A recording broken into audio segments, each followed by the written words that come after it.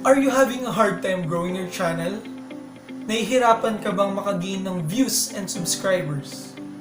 Well, for today, let's talk about how we can rank our YouTube videos. That way, we can get more subscribers and more viewers. And it boils down to just one word. And that is keywords. Without further ado, let's start this video.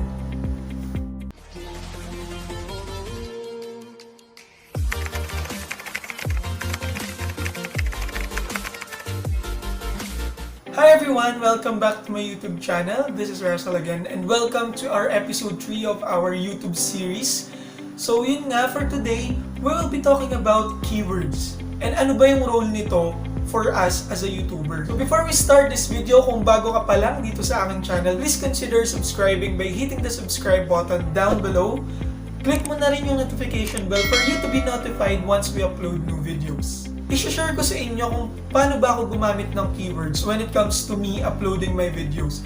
Paano ko ba nire-relate yung keywords na yon sa tags, sa titles, sa thumbnails, and sa description. So guys, yung apat na bagay na yun na nabanggit ko, those are very important when it comes to YouTube algorithm. Lahat ng yan pag-uusapan natin for today, and sasabihin ko rin sa inyo kung ano yung app or tool na ginagamit ko para makahanap ng magagandang keywords na pwede kong gamitin sa channel ko. So, ano nga ba yung keywords na to na sinasabi ko? So, kay YouTube algorithm, plays a very huge role. Kasi dito magmamatter yung videos mo kung magiging recommended or magiging discoverable siya sa platform ni YouTube. Yung mga YouTube users, they are using specific words kapag nagsasearch sila ng relevant topics. Say for example, interested sila about earning online. What they will type in YouTube search or Google search is, say for example, earn money online. So yun yung tinatawag na keywords. Yan yung ginagamit ng mga users in order to search for the information na hinahanap nila. So kapag nag-search sila, of course, may lalabas na results. And yung mga results na lalabas dyan, ginamit nila yung keyword which is yung tinype ng YouTube user, which is earn money online.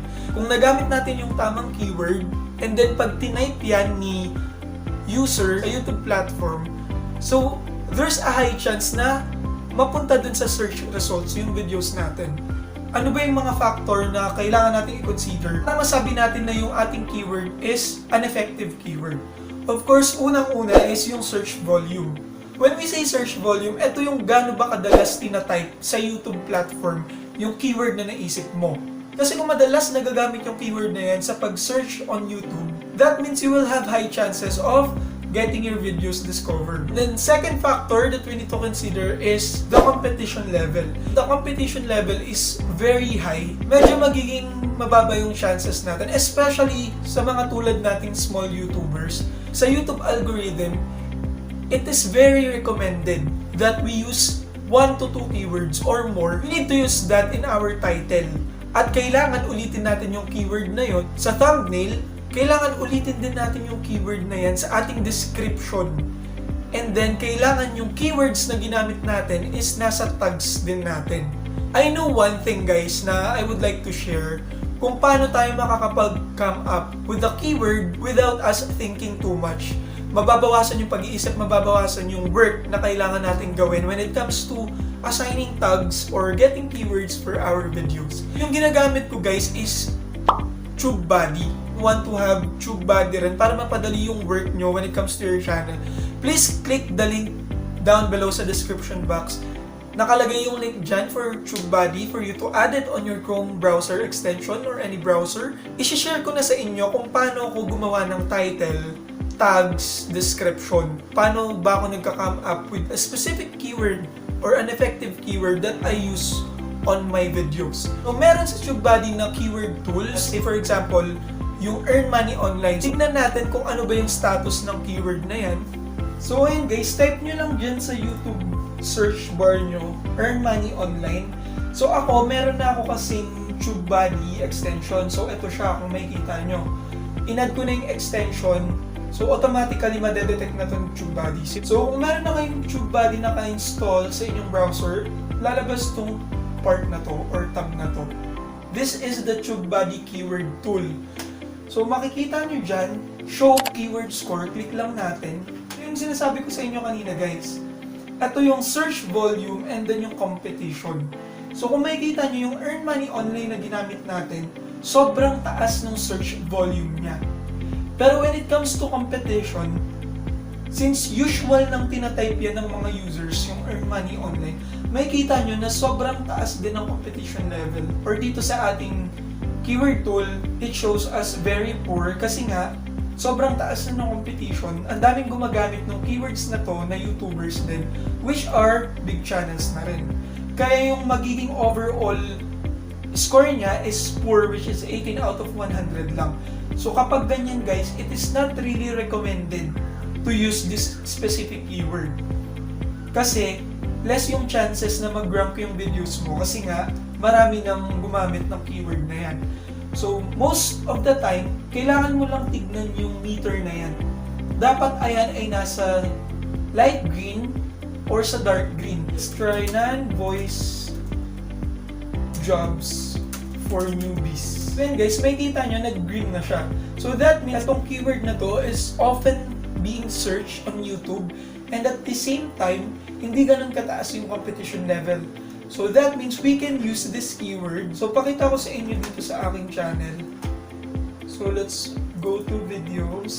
See for example, sa video ko na to guys, yung naging keyword ko na ginamit ko dito is of course yung specific company na BizMates and at the same time yung ESL Initial Interview Pass. So kung titignan nyo, nasa title siya, nasa thumbnail, and inulit ko siya sa description. Not necessarily naman na ulitin nyo yung mismong title sa description, pero as long as nasa first part of your description yung keywords na ginamit nyo, it's fine.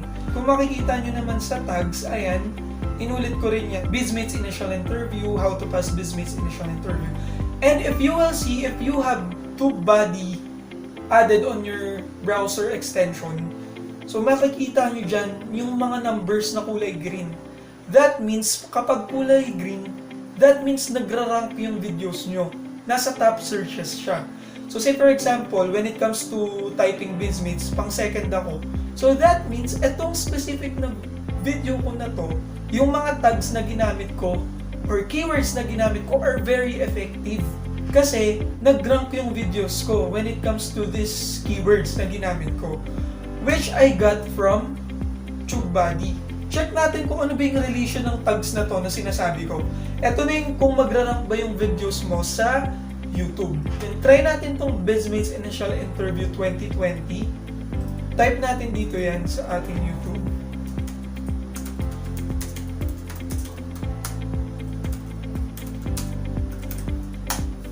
So yan, kung makikita nyo, yung number 1 na nag-appear na video is yung video ko. So yan, ibig sabihin, this video na in-upload ko is nagra-rank talaga siya sa YouTube searches. So that means, nakatulong sa akin yung tubebuddy para makakuha ng mga keywords. Kasi tignan nyo guys, almost lahat ng aking mga keywords na ginamit ay super effective. Most of them ay nagra-rank yung videos ko. Wow guys, ganun nga kahalaga yung keyword gaya ng pinakita ko sa inyo. And dito si tubebuddy, marami pa siyang features kung saan makikita niya lahat ng kailangan nyong baguhin sa channel nyo, kailangan nyong i-correct sa mga videos or information about your videos. It will really lessen the efforts na kailangan mo when uploading your videos kasi suggested na yung tags, suggested na yung mga keywords, so mas mapapadali yung trabaho mo when it comes to uploading videos sa channel mo. And at the same time, not only mapapadali yung trabaho mo, matutulungan ka pa rin ni tubebuddy na i-rank up yung videos mo sa YouTube. So you will get more subscribers and more views for your videos. Make sure guys na you use an effective keyword.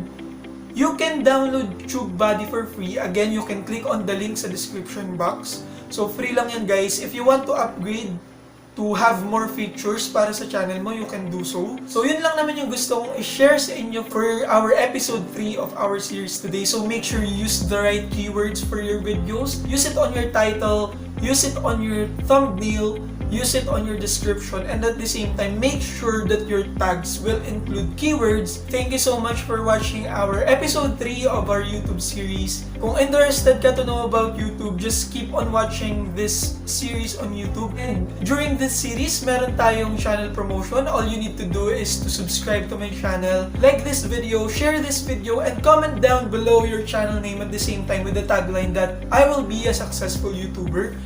So last time may nag-participate na isa, so I'm gonna promote his channel. So I want to promote this channel, Red Agustin. Please also subscribe to his channel. So tulungan tayo as small YouTubers dito. So kung meron kayong mga tanong guys about our video for today, just feel free to comment down below. I'll make sure to get back to it as soon as possible. We'll see you again in the next episodes of our YouTube series. Thank you so much guys for watching. Bye for now.